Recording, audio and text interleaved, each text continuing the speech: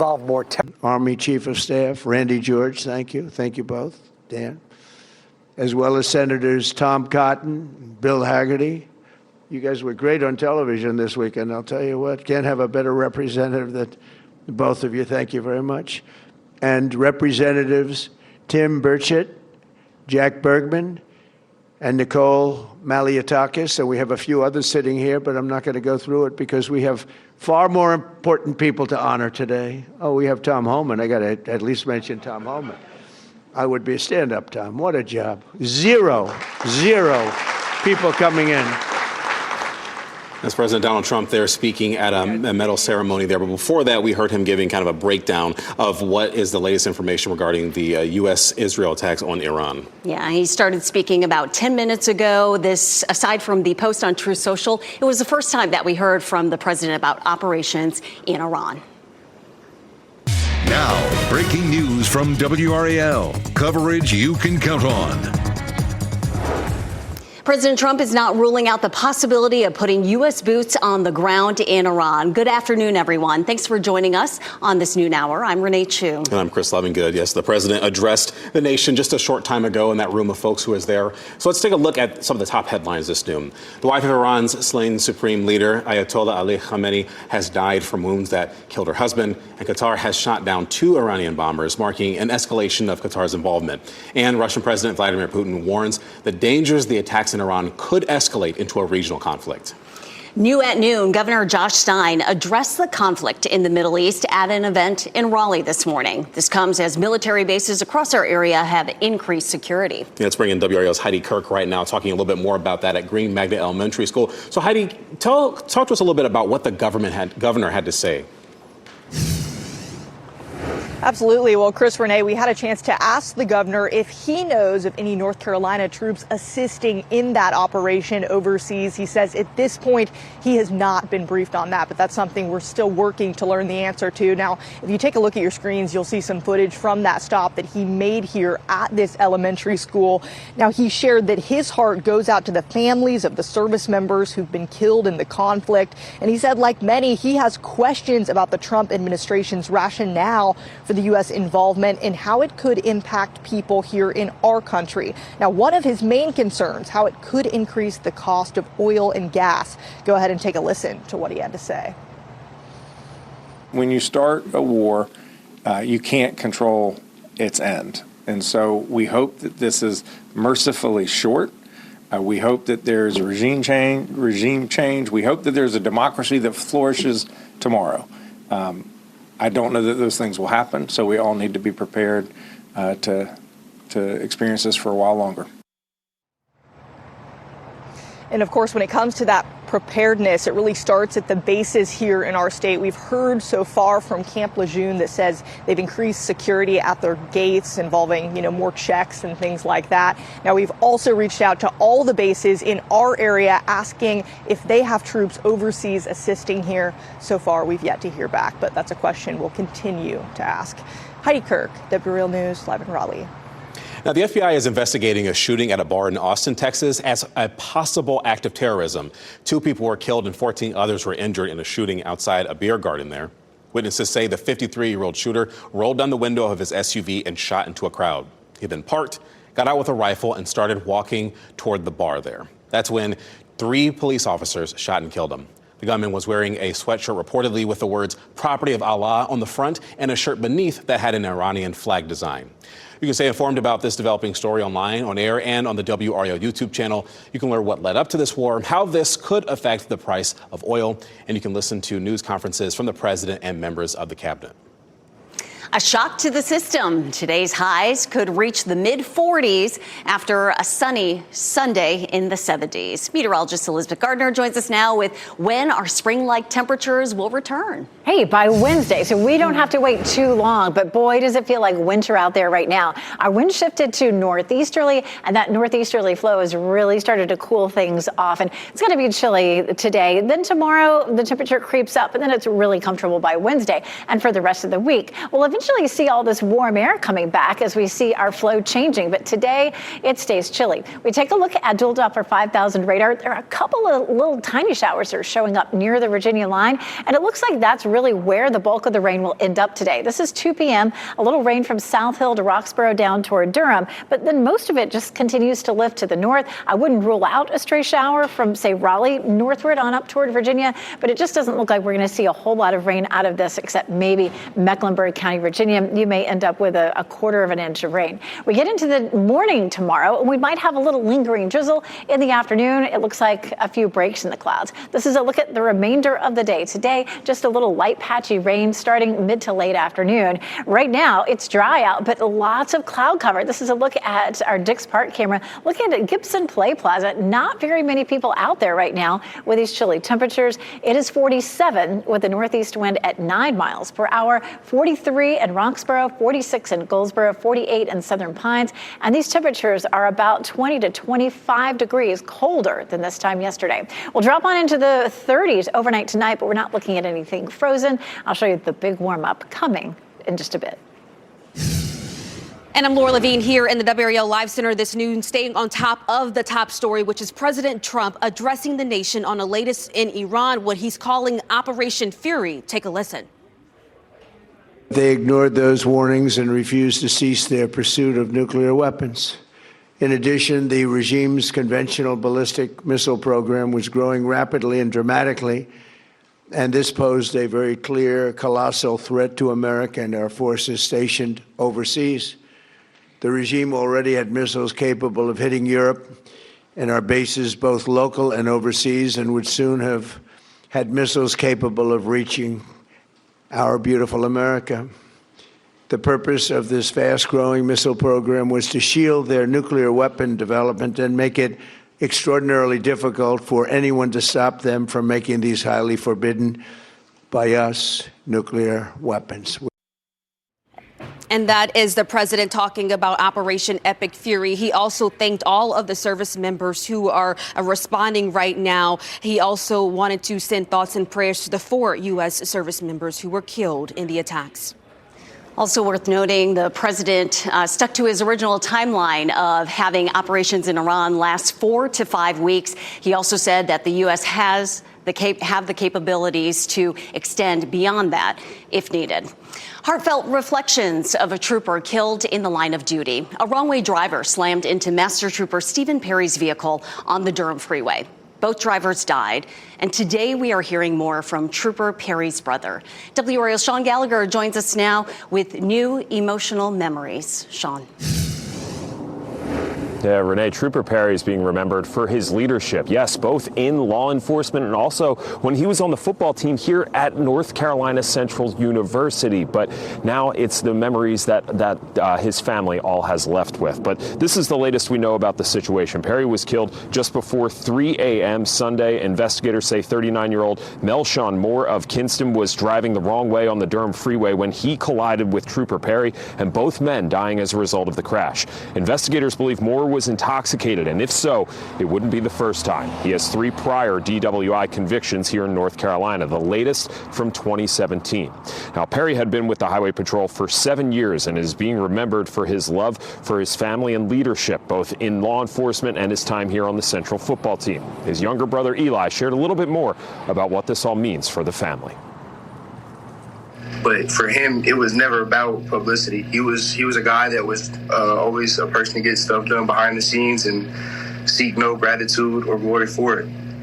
So for me, it's a little special because he was never looking for that. But the fact that it's there and people are giving him his flowers, like that means something to me.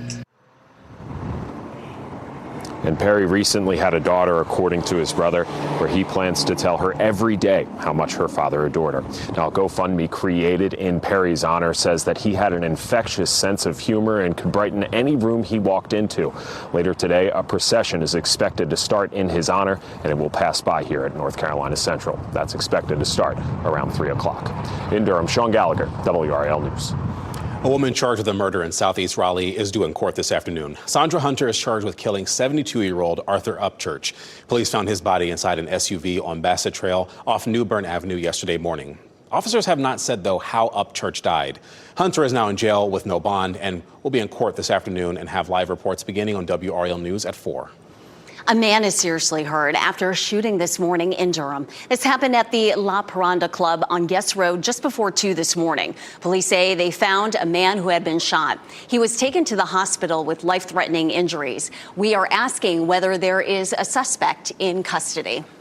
So if you didn't know, Election Day is tomorrow for the primary races for 2026, and voters will decide who the Republican and the Democratic nominees are in the races for U.S. Senate, U.S. House, state legislature, and more.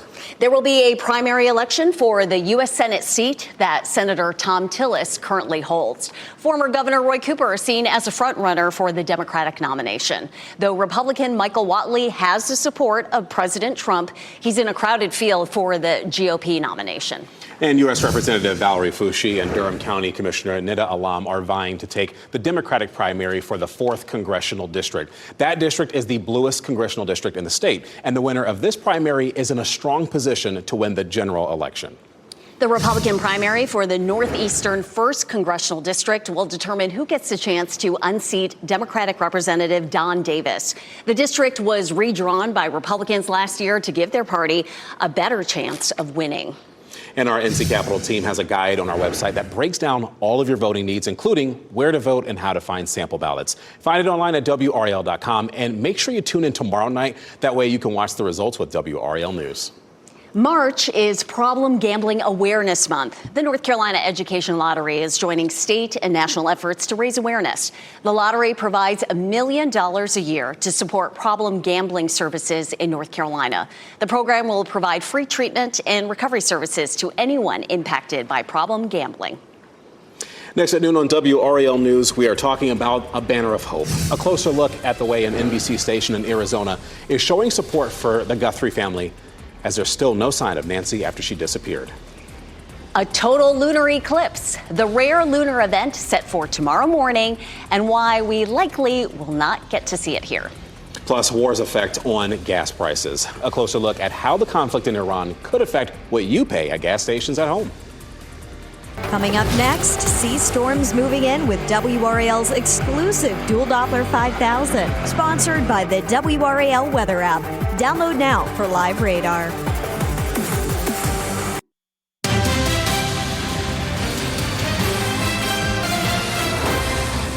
It's been 4 weeks since Nancy Guthrie was reported missing from her home in Tucson, and the outpouring of compassion is growing. Outside the station where Savannah once worked, a growing number of messages of love and hope on a banner dedicated to her mother. According to FBI crime data, kidnappings involving seniors over the age of 80 are extremely rare, fewer than 1% of all abductions. Investigators are still working on several leads, including the thousands of hours of video footage. A public viewing for the late Reverend Jesse Jackson is now underway in South Carolina. In addition to Jackson lying in state at the South Carolina State House, flags were flown at half-staff in his honor. His remains were carried into the State House by the South Carolina Highway Patrol Honor Guard. The civil rights leader died on February 17th. He was 84 years old. All right, so skygazers can watch the rising sun and blood moon simultaneously tomorrow. It's the final chance to see a blood moon until late 2028 or 2029. Is it 2028 or 2029, I think? Joining us to talk to a little bit more about that, what's known as the selenelian, the effect that is astronomer Dr. Rachel Smith with the North Carolina Museum of Natural Sciences. Thank you so much for joining us today. Thank you for having me. Now, is it 2028 or 2029? Yeah, it's my understanding. It's like New Year's Eve on 2028 into 2029. There you go. So if you could, please explain to people what the selenelian effect to the viewers are, even though it sounds like a pretty cool spaceship name. Yeah, it's great. Yeah, it is a great, really cool name.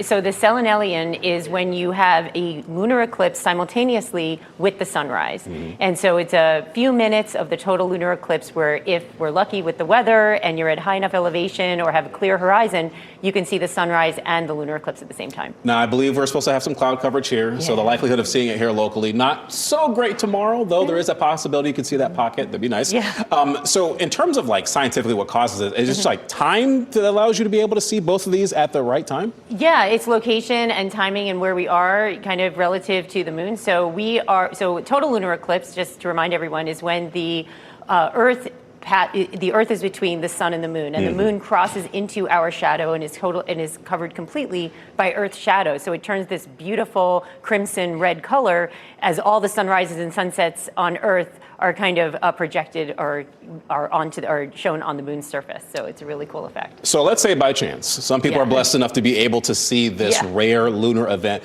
happen. When can people in North Carolina expect to be able to see it? So the partial eclipse will start around 4 a.m. or so, and then totality will start at around 6 in the morning and go for about 58 minutes. And so the problem is we won't see the entire total eclipse from the East Coast because of the moon sets and the sun rises. So if you're on the West Coast, you see everything, but it's in the middle of the night. But on the East Coast, you see partial totality. You'll see totality for a shorter amount of time, but you do get to see the sunrise with the lunar eclipse at the same time, which is even rarer than a total lunar eclipse. So forgive my ignorance. I know with a traditional eclipse, you have to have the special sunwear to make sure you can look at it. It looks kind of cool. Right. Do you need anything special for this? So the great thing about a lunar eclipse is you never need special eyewear. You don't even need a telescope or any binoculars, although you can use that to show it even bigger. But you only need special eyewear for a solar eclipse. So, and that's for the partial solar eclipse. But for a lunar eclipse, you can just look up and there it is, and you don't have to worry about your eyes. And then lastly, we talked about timing and why timing is so important. Yeah. How long will we be able to witness this event? Well, I would say less than an hour, and the selenelian will only be about 3 minutes or so like 3 to 4 minutes. You'll see that as the sun comes up and the moon is still eclipsed, you'll see those few minutes of moment before the moon sets and the sun rises.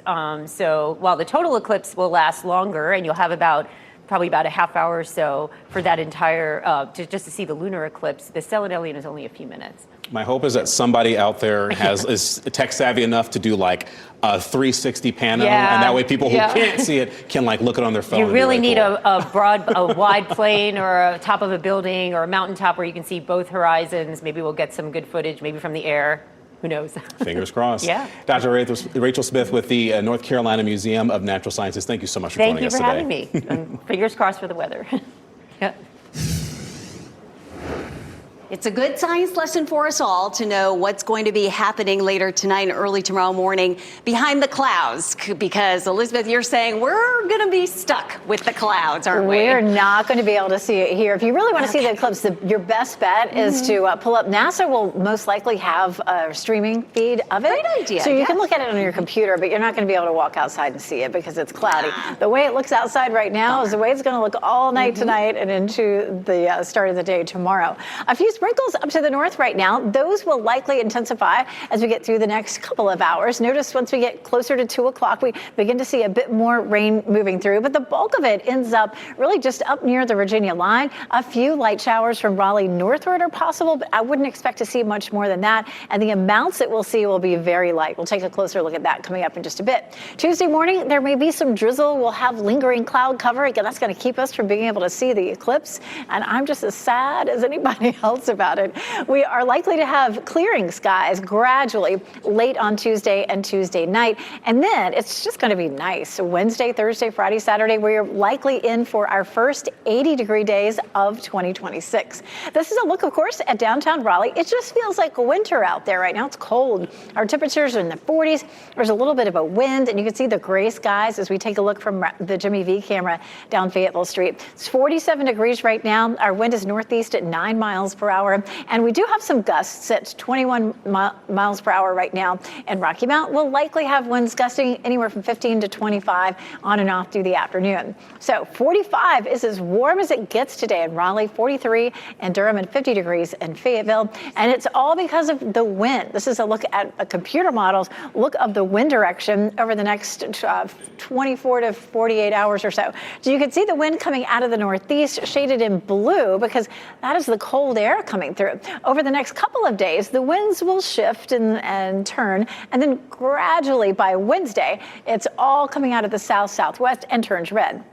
And so that really warms things up. We'll be in the mid-70s on Wednesday, 77 Thursday, and then, as I mentioned, potentially the first 2 80-degree days of this year. The earliest on record at RDU, at least recent record, is January the 30th, and the average is March 18th. So we're really only running about 2 weeks ahead of average in terms of our first 80-degree days of the year. The latest was April 27th. Our record territory, close to it actually, on Friday, that record high, that high of 80, and the record is 82, and then 81 in Fayetteville with a record of 86. So we probably won't get that. And then it's not quite as close on Saturday, 80, the record's 85, but in Fayetteville, the forecast is 82 with a record of 84. So we're, in the vicinity.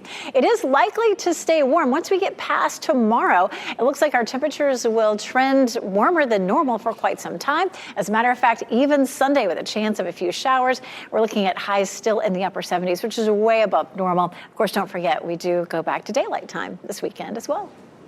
Longer daylight hours. Great.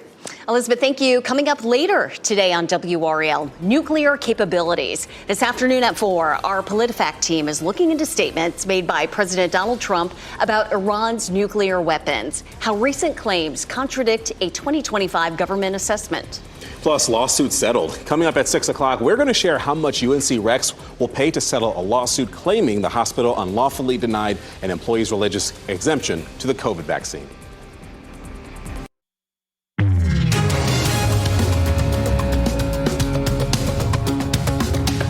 Well, the last major shift in smartphone technology came nearly a decade ago. That's when Apple introduced the all-screen design. Well, now Chinese tech company Honor is betting their new robot phone becomes everyone's must-have device. It features an extendable AI-powered arm that interacts with the world alongside you. It's designed to transform the way we work and create content. It'll be available by the end of the year, too. A common cat food has been recalled because of Shot in 4K ultra high definition. Your number one source for local news. WRAL News. Coverage you can count on. We are keeping a close eye on the situation unfolding in the Middle East. At the top of the hour, we shared information from the White House as the president addressed the war in Iran. He told listeners that the joint operation launched by the United States and Israel was the best chance to counter the threats posed by Tehran's regime. So let's go ahead and go to WRAL's Laura Levine. Laura, you've been kind of watching the feeds very closely there in the live center. Talk about the updates that you have in this half hour. Yeah, Chris, right now we have an update from the Ministry of Defense sharing on X that the UAE's air defenses successfully intercepted 9 ballistic missiles, 6 cruise missiles, and 148 drones. The ministry affirmed that the sounds heard in various parts of the country are the result of those air defense systems in place that they've been monitoring there. So meanwhile, we know President Trump, he did address the nation saying that the U.S. forces really aim at successfully taking down their missile capabilities in that country. First, we're destroying Iran's missile capabilities, and you see that happening on an hourly basis, and their capacity to produce brand new ones, and pretty good ones they make. Second, we're annihilating their Navy. We've knocked out already 10 ships. And the president says that the operations happening there will likely last 4 to 5 weeks, but says that the country, the U.S., is prepared to go longer than that if needed. Now, one of the effects from this conflict we are monitoring for in the U.S., higher oil and gas prices. According to AAA, the national average for a gallon of gas is around $3 right now. The average here in Raleigh, about $2.83 a gallon. WRAL's Kelsey Coffey is in Raleigh to share what analysts are predicting about gas prices climbing following the attacks. Today, gas at this BP station on Gorman Street in Raleigh is $2.81 a gallon. We're seeing that exact same price across the street at the Exxon. But Patrick DeHaan with Gas Buddy says this number could go up before the day is over. Here's why the strikes against Iran could impact the prices you pay at the pump. Boats will not be able to pass through the Strait of Hormuz. About 20% of the world's oil is shipped through the strait. This all according to the U.S. Energy Information Administration. The attacks on Iran are restricting travel right now. DeHaan says oil prices have increased to $72 a barrel, which so far is only a $2 increase. I would expect some sticker shock for some areas. This is not going to be an overnight massive spike, but it will be noticeable to most motorists. DeHaan describes this situation here as a double whammy. That's because he says gas prices have gone up for nearly the past 4 weeks straight because of factors like warmer temperatures. Kelsey Coffey, WRAL News in Raleigh. Stay informed about this developing story online, on air, and on the WRAL YouTube channel. Learn what led to the war, how this could impact the price of oil, and listen to news conferences from the president and members of his cabinet. Governor Josh Stein made a stop at an elementary school in Raleigh this morning to celebrate Read Across America today. Along with First Lady Anna Stein, he read to students at Green Magnet Elementary School. And in his remarks, he shared the need for more funding for North Carolina schools. He also urged his fellow lawmakers to pass a budget that raises average teacher pay and expands funding for other personnel. The children in this school are the future of the state. And it's our duty as political leaders is to invest in them. Because when we invest in them, we are investing in the future of North Carolina. The governor also highlighted the importance of reading, saying that he believes that strong literacy skills open doors for every child. Tomorrow morning's lunar eclipse is special, and it's because of something that happens for roughly 10 minutes. Meteorologist Chris Michaels explains this rare sight in today's Ask the Meteorologist. It's called selenelian. It's got a funky name, but this is what is pretty rare about tomorrow morning's lunar eclipse. It's when both the sun is rising and the eclipsed moon is setting, and they can be seen at the same time. So here's how it breaks down. The peak lunar eclipse time, about 6:34 in the morning, our time. Sunrise and moon set just 9 minutes later. Here's the bummer of it all, though. It is going to be mostly cloudy across much of the eastern U.S., and yes, that includes us here in North Carolina. So if you can get above cloud level, maybe with a drone to take some pictures, that may be your best bet. But let's reset here and show you what a lunar eclipse is. You've got the Earth that's essentially playing monkey in the middle between the sun and the moon, and so that casts a shadow onto the moon's surface. And so that reddish-orange color that you see during the lunar eclipse is basically all the sunrise and sunsets being projected onto the lunar surface. That peak time to try and look is between about 6 o'clock and 7 o'clock in the morning tomorrow. Your next opportunity to see a lunar eclipse here in North Carolina comes on the night of June 25th of the year 2029. It's a basketball battle of the blue and red tonight in the Triangle. NC State will host top-ranked Duke at Lenovo Center.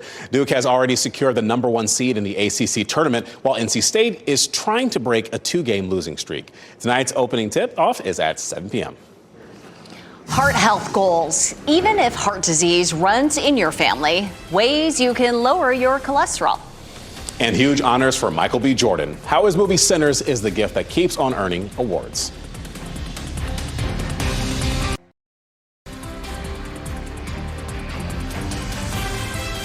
Stepping outside to get you a quick look here at Raleigh right now. Some overcast skies there, and I believe it's a Gibson Play Plaza, if I'm not mistaken there. Looking pretty calm out there as you're watching WRAL News. Available on YouTube TV and the WRAL app on your TV or streaming device.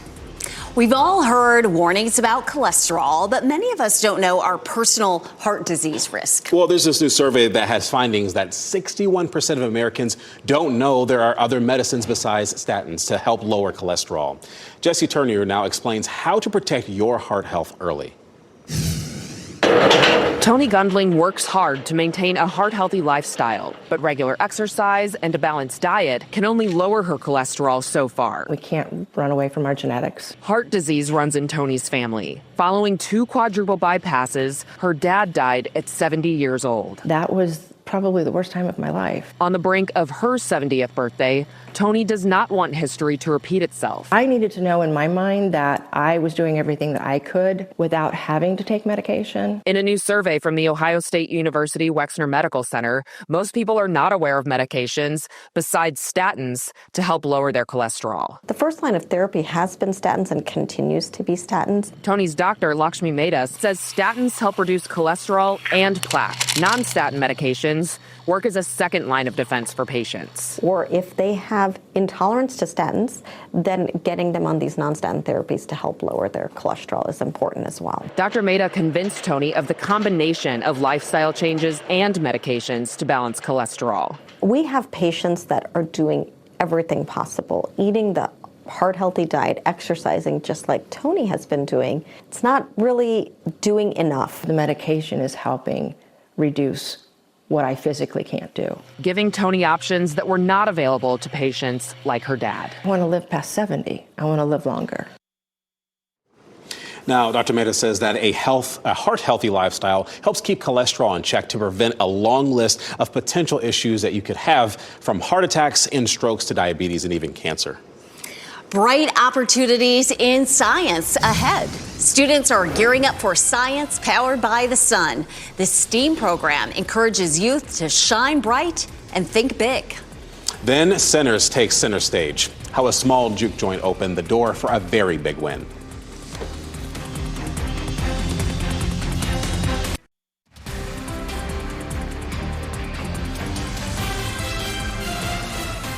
Earlier, we learned about a spectacular lunar event that's taking place tomorrow morning. Well, students ages 6 to 15 are invited to learn more about solar energy and innovation at an annual event here in Raleigh that's coming up in 2 Saturdays. Joining us now to talk about this youth symposium, Celeste Brown. She's the president of the Raleigh Alumna Chapter of Sigma Gamma Rho Sorority Incorporated. We also have Binta Watkins with us. She's the committee chair for the annual youth symposium. Ladies, great to have you with us. Thank you for having us. Excited to learn about this wonderful symposium. Binta, we'll start with you. Yes. You have a unique theme for this year's symposium. This year's theme is sun science. It's to introduce our young people to solar-powered products that are around in the area. We're going to start with an introduction to solar energy. Then they'll have a solar-powered car build, and then they'll have a solar-powered car race at the end of the of the symposium. So a lot of hands-on learning, yes, as well as educators, STEAM educators, coming in to walk them through all of this. A lot of planning, I'm sure, goes into a youth event like this. Yes. Celeste, or also Binta, can you talk about some of the partnerships for this? Yes, and for this event, we've partnered with the engineering place across the street at North Carolina State University, as well as the Southern Energy Management Company. Tapping into the great minds that we have here locally, right? To fortunately inspire our youth. Celeste, this is a whole national effort, right? But it has big local impacts. Talk about that. So our sorority does the program nationally for all of our alumni chapters, so in communities all over, on the second Saturday of March. How can people get involved in this? If families are listening right now and they're saying, I have someone who's, a young one, 6 to 15 years old, who wants to be a part of this. Oh, well, yes, we would love for them to register. All you have to do is RSVP on our website, which is raleigh.sgro.org/events. That's raleigh.sgro.org/events. And we'd love to have you. Spaces are limited, so you have to go ahead and register as soon as possible. Is there any cost to this? No, the event is free. And supported and subsidized by the community and partnerships and donations, yes, right? And we have a partnership with our BLS Charitable Foundation, so the cost is free for the kids. What inspired you to put on such a youth symposium and have this outreach to the community? Well, basically we want to spark creativity, build an understanding of new renewable energy, as well as inspire the next generation of innovators. All right, so you heard them. Spaces are limited, but there's still room to register. It is on March 14th, and you can learn more about it at Raleigh'sSGRHO.org, where you can register there. It'll be at the Raleigh Girls Club of Wake County. Yes. Celeste and Binta, thank you so much for talking with us, and may your event shine bright. Thank you. Thank you. Thank you so much. All right, keeping our eyes to the skies weather-wise here in the WRAL Severe Weather Center. And, this is kind of a good case scenario, Elizabeth. It's nice and clear out there. Yeah, so we are looking at gray skies. We do have a little bit of rain just in our northern counties, and then back around Charlotte that may kind of sneak in here. This is a look at our big picture here. Our next weather maker is going to be that next front that you can see back to the west. The moisture will kind of move over all the cool air that we've seen move in, and that creates some precipitation. But it's It's not likely to be a whole lot today. We're looking at the potential for some wintry weather just to our north, but we shouldn't see any of that around here. So you can see just a little bit of patchy light rain. There's that rain that we saw. We'll widen out the view. That rain that was over in Charlotte, a little bit of that up to the north. So this is going to swing through and maybe bring a sprinkle or two, but it just isn't going to be very much. We could definitely use a good bit of rain, but here on Futurecast, you can see there's not much that happens for us right around the evening commute, and then potentially up near the Virginia line, and that's going to be about all we see out of this. On Tuesday morning, tomorrow, we'll likely start off cloudy, and we'll end up with maybe a little bit of drizzle, a few sprinkles, not much really showing up there on Futurecast. Then into the late afternoon, evening, it looks like we may see a few breaks in the clouds, and we should continue clearing, and that's going to allow us to really start to warm up Wednesday. Our wind shifts to southwesterly, and we'll be right back into the 70s. But our chance of showers looks like this: a 30% chance for it late this afternoon, 40 overnight, and then 30 again on Tuesday. And I'll tell you, it doesn't look like hardly anybody sees this rain. Looking at about 1/100th to 1/10 of an inch, and that's barely measurable. So what happens next? We have a northeasterly flow that's kept our temperatures really chilly today. We're sitting in the 40s. But as we get into Wednesday, the wind begins to shift to southwesterly. That starts our warm up, and it continues on Thursday, and again on Friday and on Saturday. So our pattern doesn't change too much toward the end of the week, but the wind gets a little bit stronger, and that's going to help to push even more warm air into our area. So we're looking at those high temperatures near 80 on Friday and Saturday, and those would be the first 80-degree days of this year, which is great. And we're pretty much on target, maybe about 2 weeks early for that first 80-degree day of the year.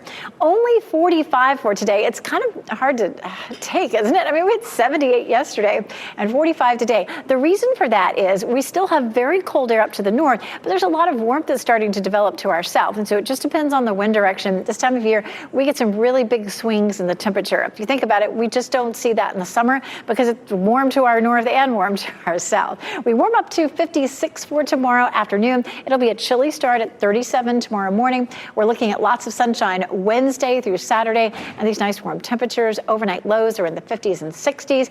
And don't forget, on Saturday, we spring forward, so set the clocks an hour ahead before you go to bed on Saturday night. Daylight time starts on Sunday with a small chance for rain. It's just 30%. All right, thank you, Elizabeth. A reluctant hero from lightsabers to bullwhips. After the break, how this actor's adventures fighting the dark side and cult leaders earned him one of Hollywood's highest awards.